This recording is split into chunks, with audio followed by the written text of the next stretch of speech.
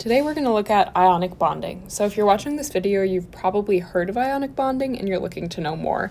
But ionic bonding is one of the main primary bonding mechanisms that we see in materials.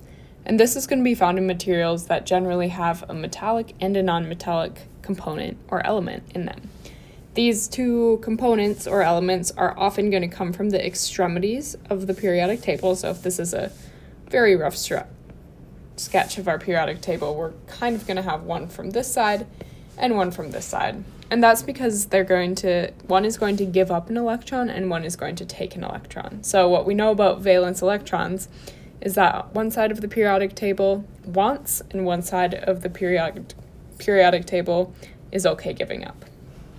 So for this video, the example that I'm going to use, just because it's pretty common, is NaCl, or sodium chloride. And so that is composed of a sodium and a chlorine.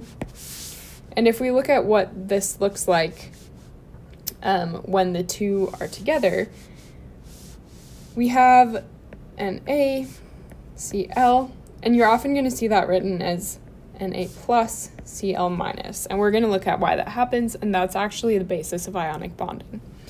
So when we have this in a lattice,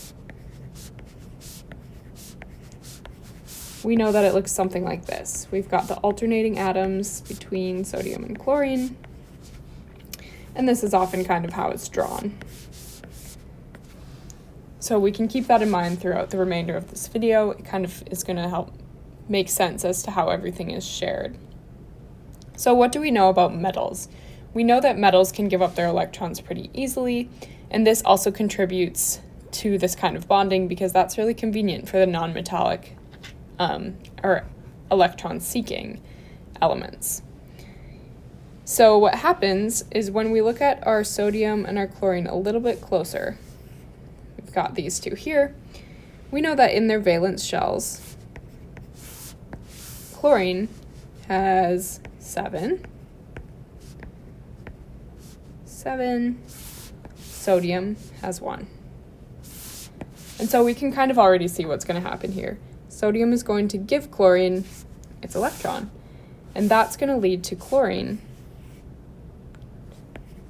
having a full set of electrons, or a full valence shell, though one of these came from that sodium, and that leaves our sodium having none, which is what gives it that charge, because we know if we take an electron, which is negatively charged, it's going to leave a positively charged atom, and the chlorine is going to be negative because it gained a negative charged particle. And so that's how we get that positive and negative along there. And this is also what keeps these atoms together. So that's kind of why they're going to stay by each other. Chlorine took sodium's electron. And so the relationship between the two can be looked at by the energy, which is going to be the attractive and the repulsive energy, and that's just due to the charge of each particle now. So the attraction energy, EA, usually written as, is going to be negative A over R, where R is going to be the distance between them. Oopsies. Okay, you know what I mean. The R is the distance between them. The repulsive energy, ER, is going to be to the Rn. So A, B, and N are constants, and those values depend on each system, although we can usually assume N as being 8. Not necessarily always, but if you're not given N and you don't know it, you can generally use 8. A can be mathematically found, and the bonding in this is non-directional. So the attractive energies are going in all directions, like this, not just necessarily perpendicular to each other. So the bonding energies themselves can be found in tables, and what does this do to the material itself? A high bonding energy, so these are our bonding energies, right?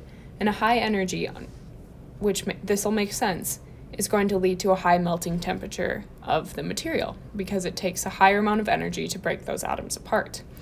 Again, when we look at these equations here, A can be found mathematically. If you're interested, I can put a video up on that.